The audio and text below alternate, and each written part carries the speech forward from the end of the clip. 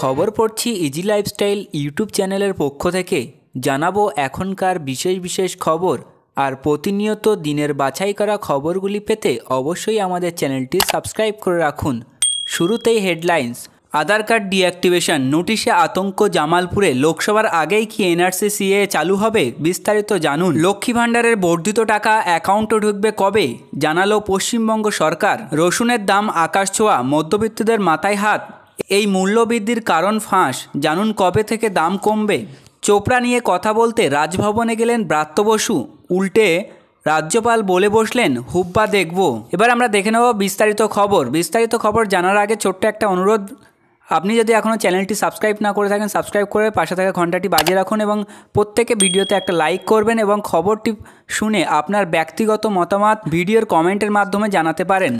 লোকসভা ভোটের আগেই রাজ্যে এনআরসি সিএ চালু নিয়ে শুরু হয়েছে জল্পনা। বিধানসভায় মুখ্যমন্ত্রী মমতা বন্দ্যোপাধ্যায় অভিযোগ করছেন অনেক জায়গায় আধার কার্ড বাতিল করে দিচ্ছে কেন্দ্র। তারই মাঝে নতুন করে বিতর্ক তৈরি হয়েছে পূর্ব বর্ধমানের জামালপুর থানা এলাকায়।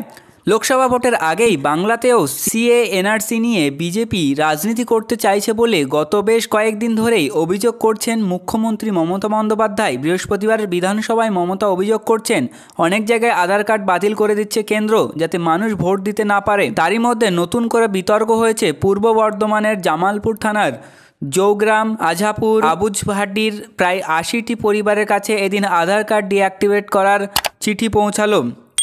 এদিন দুপুরে ডাক মারফত যে চিঠি ওই পরিবারগুলো হাতে পেয়েছে তাতে পরিবারের সদস্যদের আধার কার্ডের নম্বর উল্লেখ করে জানানো হয়েছে unique identification authority of India বা ইউআইডি এর ওই কার্ডগুলি নিষ্ক্রিয় করে দিয়েছে।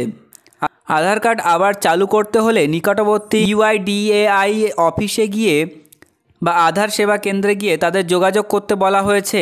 এমন চিঠি হাতে পেয়ে আতঙ্কিত ওইসব গ্রামের বাসিন্দারা বিষয়টি সম্পর্কে বিস্তারিত খোঁজখবর নিচ্ছে জেলা প্রশাসন। পূর্ব বর্ধমানের জেলা শাসক বিধান রায় বলেন, বিষয়টি আজই আমার নজরে এসেছে, বিস্তারিত খোঁজ নিয়ে প্রয়োজনীয় ব্যবস্থা নেওয়া হবে।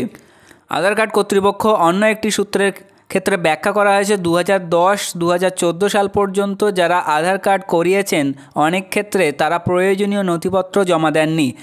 এখন আধার ডেটাবেস পরীক্ষা করে তেমন ব্যক্তিদের নোটিশ পাঠানো হচ্ছে, তারা আধার কার্ডের জন্য প্রয়োজনীয় নথিপত্র জমা দিলে আবার তা অ্যাক্টিভেট করে দেওয়া হবে। যদিও আধার কর্তৃপক্ষ এই বিষয়টি নিয়ে কোনো সরকারি বিবৃতি এদিন রাত পর্যন্ত দেননি। যাদের কাছে আধার কর্তৃপক্ষের এই চিঠি এসেছে তারা পড়ছেন অথই জলে। তাহলে সিএ কার্যকারী করার প্রশ্ন আসছে কেন? এদিন বিধানসভায় মমতা বলেন, কত টাকা দিয়ে ঘুরে ঘুরে আধার কার্ড করিয়েছেন মানুষ। আমি শুনলাম ইলেকশনের আগে চা বাগানের অনেকের আধার কার্ড বাতিল করা হয়েছে যাতে মানুষ ভোট দিতে না পারে। বিজেপিকে নিশানা করে তার সংযোগ ইলেকশন এলেই চা বাগান, ইলেকশন আসলেই এনআরসি। এদিন থেকেই লক্ষ্মী ভাণ্ডারে বর্ধিত টাকা অ্যাকাউন্টে ঢুকবে, জানালো পশ্চিমবঙ্গ সরকার।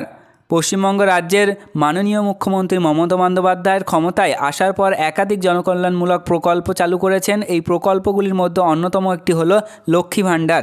রাজ্যের মহিলাদের জন্য চালু করা হয়েছে। এই প্রকল্পের মাধ্যমে অনেক মহিলা উপকৃত হয়েছে।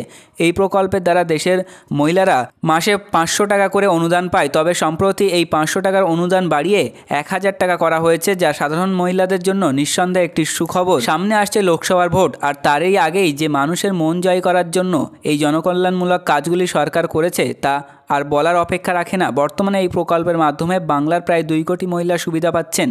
নতুন ঘোষণার পর থেকেই বাংলায় সাধারণ ক্যাটাগরির মহিলা 500 টাকার পরিবর্তে এবার 1000 টাকা করে, আর যারা তফসিলি জাতি উপজাতির বিভাগের মহিলারা রয়েছেন তারা প্রতি মাসে 1200 টাকা করে পাবেন। রাজ্য সরকার এই প্রকল্পের জন্য ব্যয় করছে প্রায় 11,000 কোটি টাকা। লক্ষ্মী ভাণ্ডার প্রকল্পের টাকা তারা পায় যারা নিম্নবিত্ত বা গরিব পরিবারের সদস্য, তাদের স্বনির্ভর করে তোলার লক্ষ্যে সরকার এই প্রকল্প চালু করেছে। এই প্রকল্প প্রথম চালু করা হয় 2021 সালের আগস্ট মাসে। এই প্রকল্পের নতুন ঘোষণার পর থেকে সকলের মনে প্রশ্ন উঠেছে যে স্বঘোষিত প্রকল্পের টাকা কবে থেকে দেওয়া শুরু হবে। গত বৃহস্পতিবার রাজ্য বাজেট পেশ করার সময় রাজ্যের স্বাধীন দায়প্রাপ্ত অর্থমন্ত্রী চন্দ্রিমা ভট্টাচার্য জানান যে রাজ্য সরকার এই প্রকল্পের জন্য আবার নতুন করে 1200 কোটি টাকা বরাদ্দ করেছেন।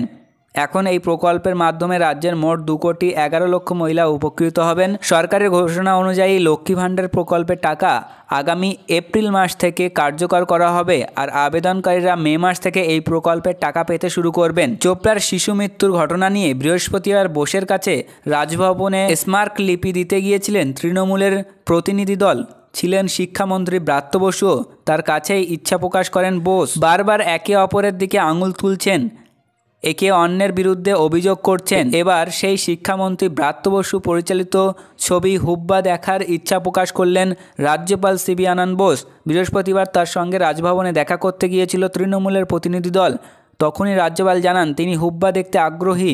ব্রাত্য বসু পাল্টা জানান রাজ্যপাল কবে দেখতে চান জানালে তিনি ব্যবস্থা করে দেবেন। সম্মানীয় ভিউয়ার্স, এই ছিল আজকের গুরুত্বপূর্ণ খবর। ভিডিওটি ভালো লাগলে অবশ্যই লাইক করবেন এবং আপনার সোশ্যাল মিডিয়া ফেসবুক হোয়াটসঅ্যাপের মাধ্যমে ভিডিওটি শেয়ার করে দিন আপনার বন্ধুদের সঙ্গে, এবং এই বিষয়ে আপনার কি মতামত রয়েছে তা ভিডিওর নিচে কমেন্ট সেকশনে জানাতে পারেন। এবং যারা এখনও চ্যানেলটি সাবস্ক্রাইব করেনি তারা ভিডিওর নিচে লাল কালারের সাবস্ক্রাইব বাটনটি ক্লিক করে সাবস্ক্রাইব করে রাখুন, পাশে থাকা ঘন্টাটি বাজিয়ে রাখুন।